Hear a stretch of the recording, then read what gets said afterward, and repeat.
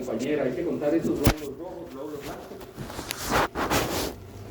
Ok, ¿cuál es el principio? Van a escuchar ustedes, impedancia se refiere a que hay como un rayito que va a estar en una, ya voy a enseñarles el diagrama, hay una cámara de conteo de células, en el caso de los glóbulos rojos y plaquetas, se cuentan en la misma cámara, y hay como un rayo, pensemos en algo como eléctrico, que cada vez que pasa una célula se interrumpe. Dependiendo del tiempo que dure la interrupción, el equipo sabe si es una plaqueta, si es un glóbulo rojo. Entonces se detecta y se miden los cambios en la resistencia eléctrica cada vez que pasa esa célula ahí, y el equipo va contando. Las células están suspendidas en un diluyente que lo que hace es que mantengan la forma. Sigamos. Entonces este es el diagrama. El detalle de la apertura por donde pasan las células, lo que más cuesta es que pasen una a una las células, pero cuando ya logra pasar, aquí hay un rayo y aquí también. Cuando pasa se interrumpe el rayo y ese es un evento, y el equipo va contando cuántos glóbulos rojos, cuántas plaquetas. ¿Qué más hay? Bueno, hay electrodos dentro del equipo automatizado, están suspendidas las células y hay un flujo de células que van pasando por esta apertura y van siendo contadas. Entonces la siguiente, el número de pulsos es proporcional al número de células, el tamaño del pulso es proporcional al tamaño, ya les voy a explicar eso, y el resultado es que podemos discriminar y contar células de tamaño específico. Siguiente.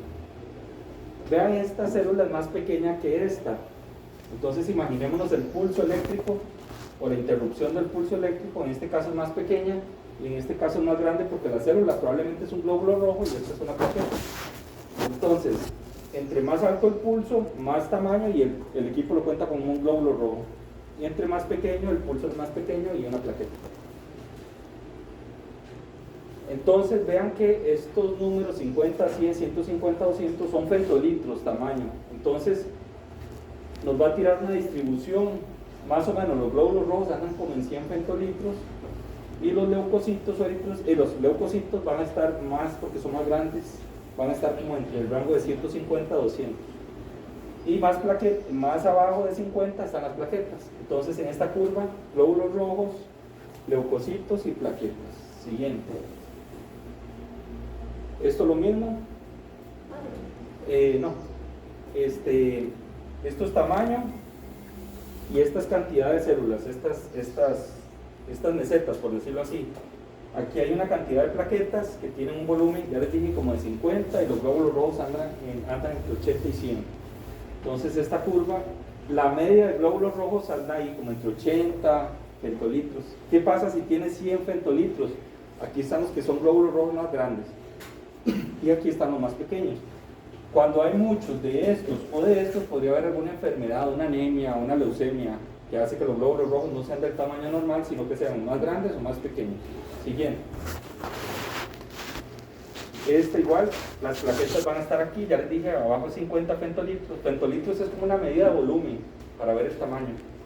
Entre 80 y 100 están los glóbulos rojos y pues aquí van a estar ya los leucocitos, que son los glóbulos blancos, que son más grandes. Vean que va por tamaño, plaquetas pequeñitas, glóbulos rojos y leucocitos. Siguiente. Y aquí está lo que ustedes ya van a ver en el microscopio. El linfocito es una célula cuyo núcleo ocupa casi la totalidad de la célula. Basófilo es como una mora, se ve lleno de gránulos. El monocito tiene un núcleo más pleomórfico, como se ve como un huevo frito. El eosinófilo también tiene gránulos, pero es diferente porque sí se puede ver el núcleo, en este caso no. Y el neutrófilo es el que la mayoría de ustedes está viendo ahí. ¿Por qué es importante contarlos? Bueno, porque cuando hay más linfocitos que neutrófilos podría haber una infección viral, pero cuando hay más neutrófilos que linfocitos podemos hablar de una infección bacteriana. Eosinófilos generalmente aumentan en parasitemias o en alergias, y estos dos pues casi que no tienen un significado clínico. Y otra vez la morfología, no me interesa que se la aprendan porque ya ustedes o llevaron hemato o van a llevar y desde ahí les van a decir qué célula es esta, pero sí que tengan una noción básica. Y los glóbulos blancos, igual por tamaño, los más pequeñitos son los linfocitos, luego ya vienen los granulocitos que son más grandes y aquí están los que están en el intermedio. Siguiente. Entonces ya les dije que la cámara para contar glóbulos rojos y plaquetas es la misma, pero los leucos tienen una cámara particular que cuenta solo glóbulos blancos.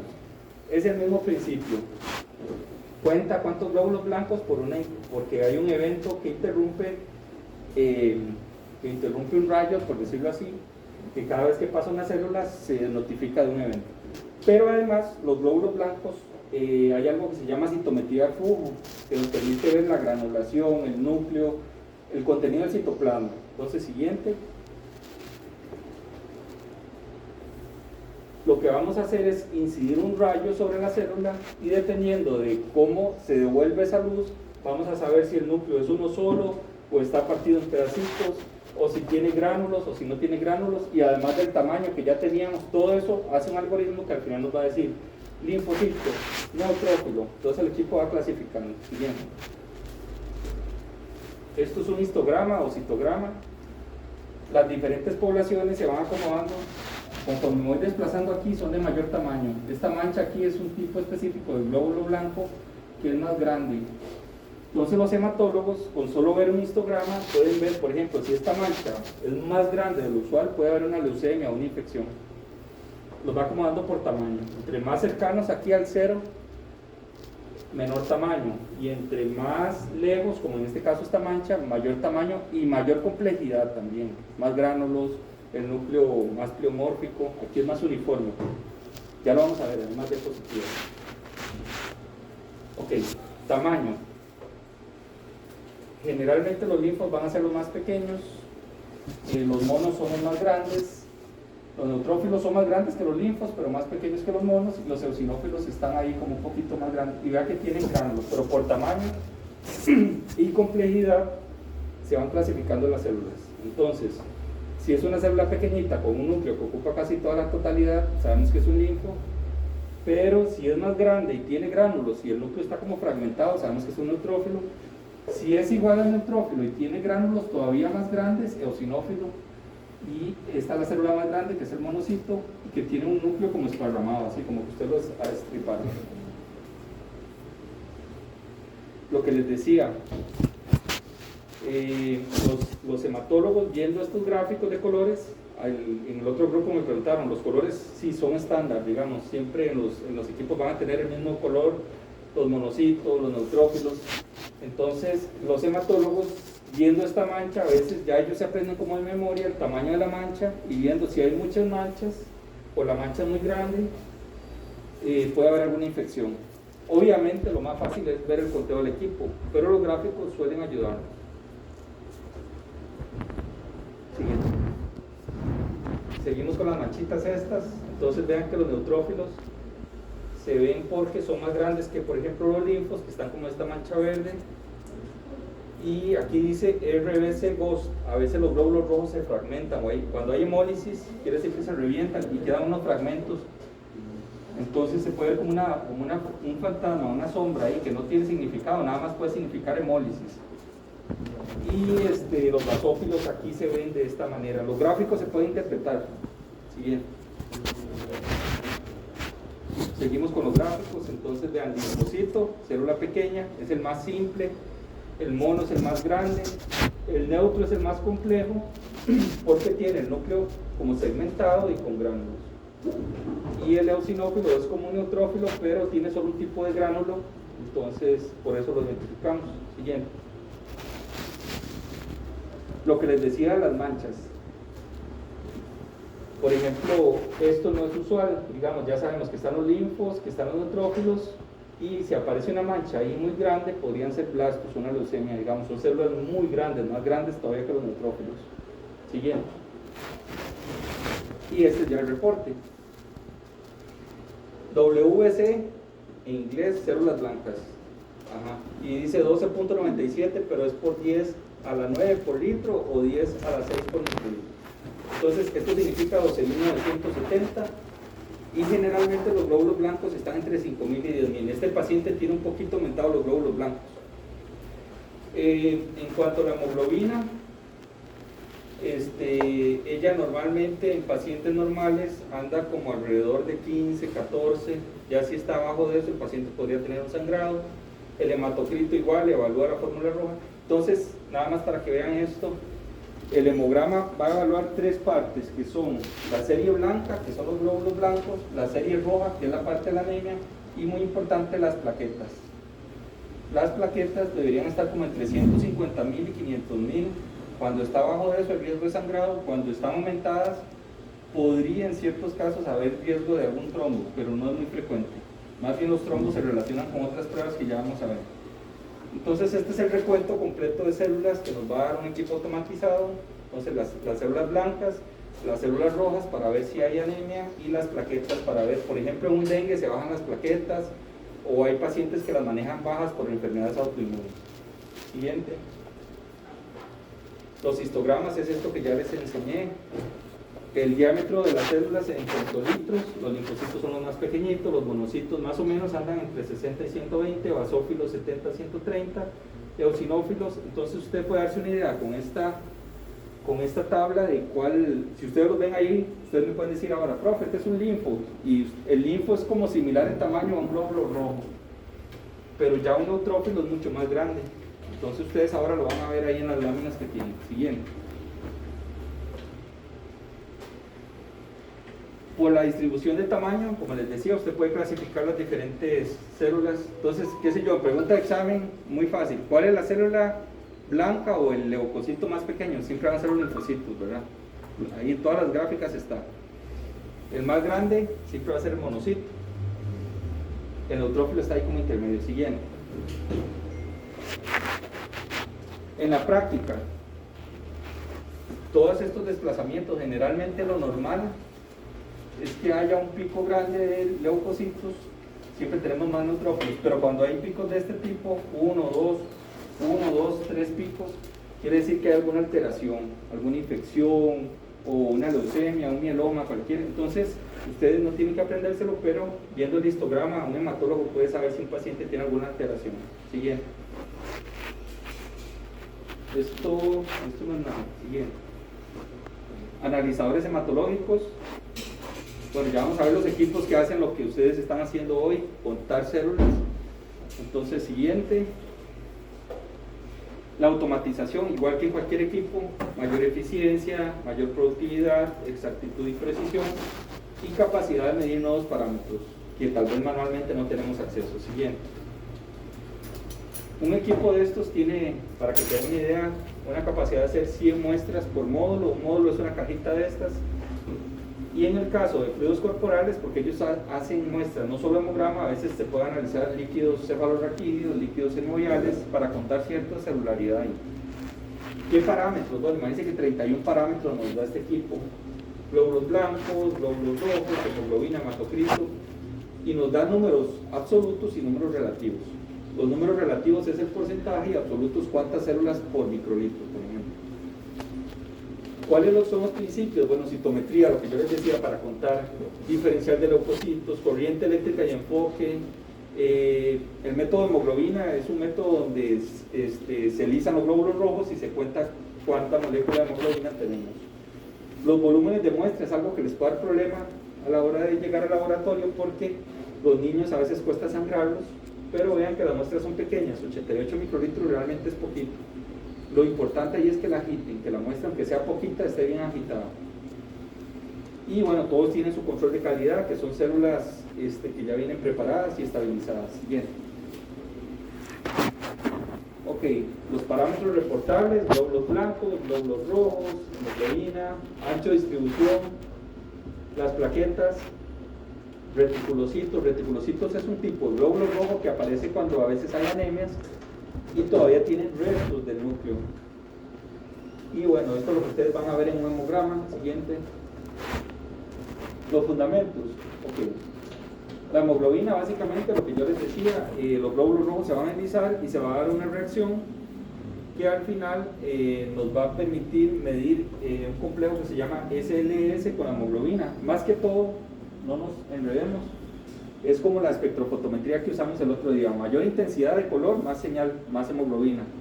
¿Cuándo hay baja hemoglobina? Bueno, en pacientes que no comen bien, pacientes que tienen sangrados, pacientes embarazadas, puede bajar su hemoglobina, etc. Siguiente. Citometría de flujo fluorescente. Bueno, las células se alinean. Esa es como lo que más cuesta, alinear las células para que pasen una a una por el láser. Y aparte de eso, van a haber señales ópticas de dispersión y fluorescencia que nos van a permitir ver si la célula tiene núcleos, si tiene gránulos, etc. Y esos pulsos eléctricos son digitalizados y almacenados. Al final lo que hace la máquina es, cada pulso, él dice neutrófilo, monocito, eosinófilo, y lo va tabulando en una tabla y al final nos da el reporte. Siguiente. Esto es como un diagrama un poco más complejo, ya que tienen espejos, filtros, pero al final es incidir un haz de luz y la dispersión nos va a decir si el núcleo es uno solo, si es homogéneo, si está lobulado, los gránulos cómo son grandes, pequeños, etc. Entonces toda esta dispersión de luz nos va a permitir clasificar las células. Siguiente. Esto un poco más de lo mismo, y hacemos incidir el láser sobre la célula y la dispersión nos va a dar el tamaño, granularidad, tipo de núcleo, etc. Siguiente. Otro diagrama con espejos. Hay un flujo de células, recuerden siempre eso, están suspendidas. ¿Por qué? Porque si se secan las células se deforman, entonces los datos que voy a recibir son incorrectos. Yo ocupo las células así como para tomarles una foto, que estén bien íntegras. Siguiente. Entonces esta es una célula, el ADN y el ARN me va a producir cierta información, el tamaño me va a producir cierta información y los gránulos cierta información. Al final el equipo integra todo y me dice es un neutrófilo, un eosinófilo, etc. Siguiente. Más de lo mismo, se miden los ángulos en que incide la luz y los ángulos en que se dispersa la luz. Entonces hay diferentes cámaras, diferentes tinciones y el equipo hace un algoritmo. Siguiente. Hay células normales y hay células anormales. Linfocitos atípicos. El linfo típico generalmente su núcleo ocupa casi todo, pero van a ver otro tipo de linfocitos asociados a infecciones virales o dengue o COVID también, en la cual, por ejemplo, la coloración del ADN, ARN, nos va a indicar que hay una señal alta, entonces el equipo nos da una alerta, probablemente hay linfos estimulados o atípicos en la muestra. Blastos, son células inmaduras que están en las leucemias, son células muy grandes, entonces también vean que hay una señal ahí, va a aparecer una alerta. Este hemograma puede tener linfocitos atípicos o blastos. En cambio, si las células son normales, va a haber una alerta baja y probablemente el equipo le va a decir, no, esta muestra no la revisa en microscopio, la puede liberar rápidamente. Siguiente. Enfoque hidrodinámico. Bueno, este es el secreto como para que las células pasen una a una. ¿Qué es la coincidencia? Bueno, nosotros no nos sirve que dos células pasen al mismo tiempo, esa es la coincidencia. Ocupamos que pase una a una para poder medirla bien. Evita acumulación de proteínas, a veces las proteínas interfieren con la lectura. Errores por recirculación, ¿qué es eso? Bueno, entonces ya le dije, coincidencia es que no pasa una sola célula sino dos. Recirculación, ¿qué pasa? Que el flujo pasa a la célula y la célula se devuelve. Entonces la cuenta dos veces, porque el flujo no es constante, algo pasa. Pero aquí estos equipos, los últimos, traen mecanismos que evitan la recirculación. Y la tercera, lo que les decía, las células no pueden deformarse porque nos da señal errónea. Siguiente. Estos son como las tintas de la impresora, los equipos van a tener diferentes canales y como tinciones para poder diferenciar, por ejemplo, este es el módulo de Retis, el módulo diferencial, las plaquetas, etc. Siguiente. Eritroblastos. ¿Qué es un eritroblasto? Es un núcleo, una célula roja, pero que todavía tiene núcleo. ¿Cuándo pierde el núcleo? Generalmente antes de salir a sangre periférica. Entonces, una vez que salen estos, el equipo nos va a dar una alerta. ¿Y qué paciente tiene eritroblastos? Bueno, el paciente que tiene anemia, el cuerpo, ¿qué es lo que hace? Tira eritrocitos que no están listos, como a la guerra. Vaya, a ver si puede oxigenar el cuerpo aunque no esté listo. Entonces salen los glóbulos rojos con núcleo. Y los equipos tienen sistemas de detección siguiente de estos glóbulos. Granulocitos inmaduros, ¿qué son? Son células que igualmente son de la serie granulocítica, pero que no están listos. Pero el equipo igual, el cuerpo igual los tira y el equipo los detecta. Entonces esto se asocia con infecciones como apendicitis, sepsis, Cualquier tipo de infección puede aumentarme este parámetro que es granulocitos inmaduros. Siguiente. Bueno, las plaquetas, que son corpúsculos, no son células propiamente, ellas proceden de una célula mayor que se llama megacariocito.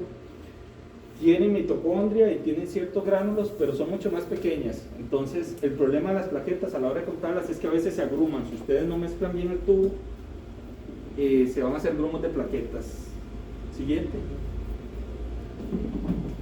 Bueno, los reticulocitos, ya les dije que son glóbulos rojos inmaduros, que son liberados, que tienen restos todavía de ciertas maquinaria enzimática que todavía está en el glóbulo rojo. Entonces, eritroblasto es glóbulo rojo con núcleo, reticulocito no tiene núcleo, pero tiene todavía restos de ribosomas o maquinaria enzimática, todavía está inmaduro. ¿Cuál es más inmaduro? El que tiene núcleo. Este ya no tiene núcleo, pero tiene pedacitos de ribosomas. Siguiente. Fluidos corporales, a veces les van a mandar, si trabajan en un hospital, algún fluido de estos, cerebroespinal, pleural, peritoneal o sinovial de la rodilla, para ver la celularidad. Por ejemplo, igual lo que les decía, si en el líquido cefalorraquídeo hay mayor cantidad de neutrófilos, probablemente sea una infección bacteriana, y si son linfocitos, una infección viral. Siguiente. Bueno, eso ya lo vimos, la dispersión por tamaño, por complejidad. Siguiente. Y al final vamos a ver los equipos de coagulación. Los conceptos básicos de los equipos tienen que ver con esto de la cascada de coagulación, ¿sí? Que es muy compleja, no se asusten. Bueno, los que ya llevaron hemato ya tienen una noción. Son proteínas que se van activando una a la otra para desencadenar al final la malla de fibrina. ¿Esto para qué? Por si tenemos algún corte, alguna herida, que no nos desangremos.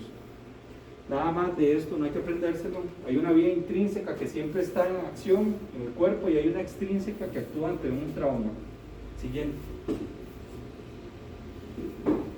Cuidados de la muestra. Bueno, las muestras generalmente van a ser venosas, pero de vez en cuando llegue un chiquito le va a decir a la mamá, sáquemele del dedo. Entonces, igual, cuando hagan esa punción, traten de que la gota fluya libremente. A veces se les hace como, porque el chiquito mueve el dedo mucho, y se les hace un reguero ahí en el tomamuestra. Pero ya ustedes van a ver que hay mecanismos para inmovilizar el dedo. Tubo tapón celeste es para coagulación, el lila es el que estamos usando hoy para el hemograma. Ojo, cuidar la relación, o sea, llenar bien el tubo, y la correcta identificación de la muestra. Siguiente. Bueno, determinaciones en el área de coagulación, el TP y el TPT es lo más común. El TP es básicamente cuánto dura la sangre coagulando, ya les voy a enseñar al principio, y el TPT también, pero evalúan cosas distintas. El INR lo van a ver cuando hay pacientes anticoagulados que toman pastillas para mantener su sangre más líquida. Siguiente. Los fundamentos, bueno, el TP evalúa la vía extrínseca, y el TPT ya vamos a ver que evalúa la vía intrínseca. La cascada no hay que aprendérsela. Otra vez el TP, la vía intrínseca. Ajá, aquí está yo les voy a compartir la presentación. El TP es la vía extrínseca. Ajá. Esto se mide en segundos, entonces vamos a la siguiente diapositiva para ver si está en el principio. Bueno, se añade calcio y tromboplastina, y se mide la reacción a 37 grados. Siguiente, para ver si está al principio, que es lo que más me interesa. Aquí está al principio. Está el plasma del paciente que tiene los factores de la coagulación, y le vamos a agregar el calcio, que es lo que nos falta para que se dé la coagulación. Entonces, esto es como un campo magnético, y el imán va a generar un campo magnético que hace que el balín vibre. Conforme se va coagulando el plasma, el balín va a ir vibrando menos, porque se va poniendo como más viscosa la mezcla del plasma con el calcio, hasta que llega un momento que se detiene. Lo que hace es medir cuando ya no está vibrando el balín. Como esto es un campo magnético y el balín es de metal, esa vibración va a durar, qué sé yo, 12 segundos, pero si dura 14, 15 o 16, quiere decir que el paciente está durando mucho en coagular. Ese es el principio. Siguiente. El INR, como les digo, se reporta con el TP y sirve para ver que el paciente anticoagulado tenga su dosis correcta. Entre más cercano a 1, en un paciente normal está bien, pero anticoagulado generalmente tiene un INR cercano a 2. Si ya está en 3 o en 4, está muy líquida la sangre y hay un riesgo de que el paciente tenga sangrados. Siguiente. Ok, el TTP ahora sí evalúa la vía intrínseca y la común también, ambas vías. No me interesa que se aprendan esto, nada más tal vez esta parte de que el TP evalúa la extrínseca y el TTP la intrínseca. ¿Bien? El fibrinógeno. Esto nos evalúa la posibilidad de que haya formación de coágulos. Estos coágulos se pueden ir a diferentes órganos y causarnos problemas. ¿Sí? Otras pruebas, dímero D también, formación de coágulos.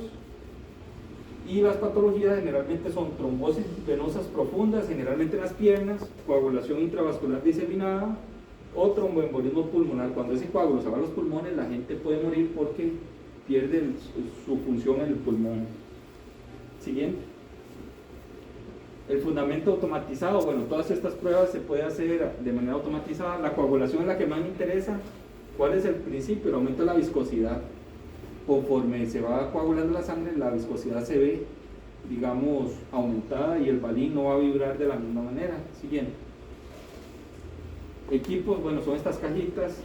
Puede ser tan sencilla como esta o puede ser grande como esta, donde usted mete ya 5, 10, 20 muestras y él las hace de manera prácticamente la hematología y la coagulación es rápida, generalmente dura, qué sé yo, menos de 5 minutos.